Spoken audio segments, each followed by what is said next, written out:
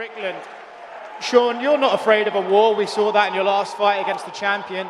Do you think Paulo's the kind of guy who can give you a war, or does your skill set mean you could win quite comfortably this weekend?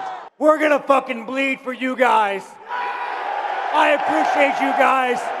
I'm gonna sacrifice some fucking brain cells for you guys. We're gonna fucking go out there and fucking bleed for you motherfuckers.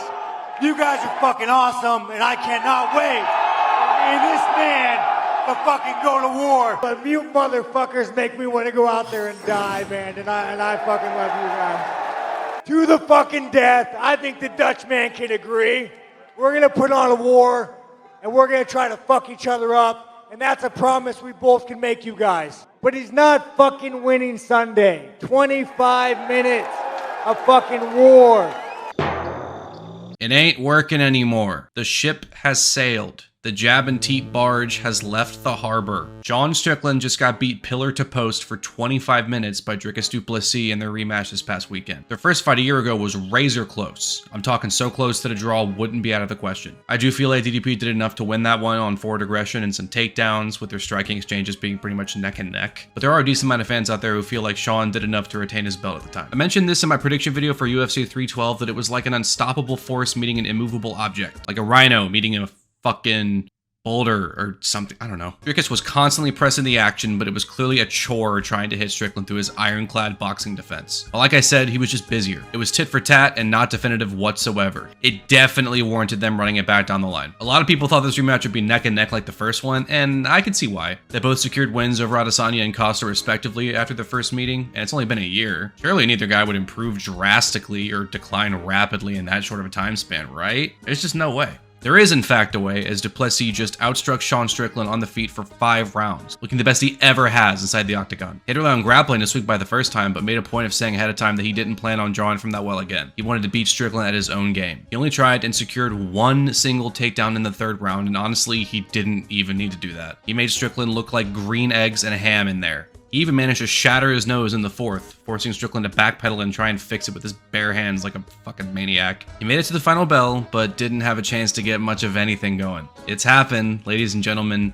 Sean Strickland just got figured out. The invisible force field around this guy that punches and kicks bounced off of just got punctured by this Tasmanian devil. Sean Strickland's Philly shell style has been quite the puzzle for contenders at 185 for the longest time, but DDP just cracked it. I think at this point, Strickland needs to make some adjustments. The blueprint on making him null and void has been shown to us, and I feel like more up-and-coming contenders will be able to read said blueprint and capitalize on it. Kind of like how Israel Adesanya was seen as such a problem as champ, until people started figuring out where the deficiencies were, and now he was on a skid. All DDP had to do was constantly press forward and throw the kitchen sink at Strickland, not even intending for many of them to land. Strickland was too busy deflecting everything coming his way that he didn't have a chance to throw much of anything back. I think Strickland definitely peaked when he took Adesanya's lunch money. He was absolutely not supposed to win that fight. He was the lamb being led to slaughter. A stand-in since DDP didn't want to turn around last minute. He pulled off one of the most insane upsets in UFC history that night. He had the perfect night. Maybe he'd always go down that way. Maybe he was just secretly a terrible matchup and we just didn't know it. He defended damn near everything Israel threw at him, walked him down, landed his own strikes. It was surgical. Strickland definitely has the best striking defense in the UFC, bar none. The guy barely gets hit. He somehow makes a Philly shell work in MMA while constantly stance switching and picking up his legs to check kicks. He doesn't return hellfire back or anything. He jabs and teeps his way to decisions while parrying every punch and kick and stuffing every takedown, so the other guy gets basically nothing done. He literally does nothing but spar in training camp, so his reflexes are sharpened to a fine point. In a nutshell, good luck hitting the guy clean.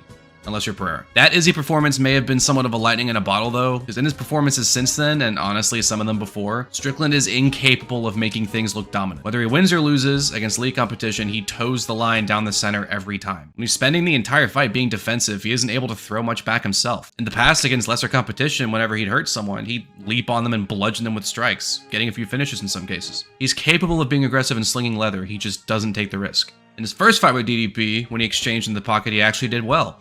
And in their rematch, there were a few moments where he would let some hooks fly and actually had some success. But he didn't do it enough and let the fight get away from him. I think we're at the point where Strickland's shtick might start to get a bit old. I like the guy truly. I love how much of a wild card he is at 185. He's a creature. Sean, you got quite the lineup up there with you. Who's the best striker on stage? I mean, I would say me, but I mean, that man was the one that slept that man, so, you know, next to me, probably Alex. I mean, what was it like, 2-0 against Izzy? What was it, 2-0? Did you watch the whole fight? No, I don't like Exactly. Do your fucking job next time. Oh.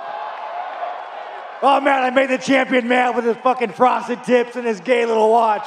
Oh no! I don't think it's much of a secret that the man bigs up his fights like he's gonna go in there and breathe fire on his opponents and leave them in ash and ruin, and then goes in there and does this.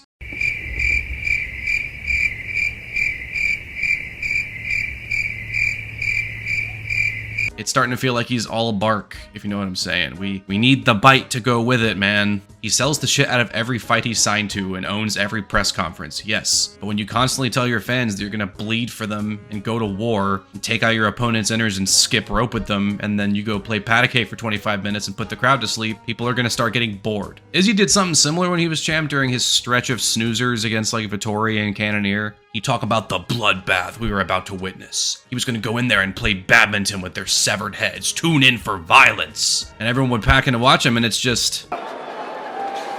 Beautiful right hand. Everyone lambasted him for this at the time, and it was part of the reason why everyone was cheering for Strickland as he walked him down in their fight. But Sean has gone on to do basically the same thing. He just plays it very safe and basically has sparring sessions in the cage. Both DDP fights were fun, but I think a lot of that is because of DDP. That Paulo Costa fight was corrosive to watch. And then we get the rematch this past weekend, where at one point they went back and forth and it was extremely close, and now it looks like Strickland never belonged in the cage with them at all. 50-45 decision, easy. I don't know that every contender would be able to do that, as DDP just has absurd conditioning. Someone like Khamzat Chimaev would probably have to hope for a finish, but the framework's been laid out. Strickland is still really good, don't get me wrong. He still belongs at the top, and I think he adds a certain edge to every fight he's in with the build-up. But he needs to make some adjustments to his style, because I don't know if I'm overly excited for whatever matchup he has next, personally. I don't know if I can take another half hour of jabs and then him screaming and getting aggressive in the last 10 seconds. No thank you.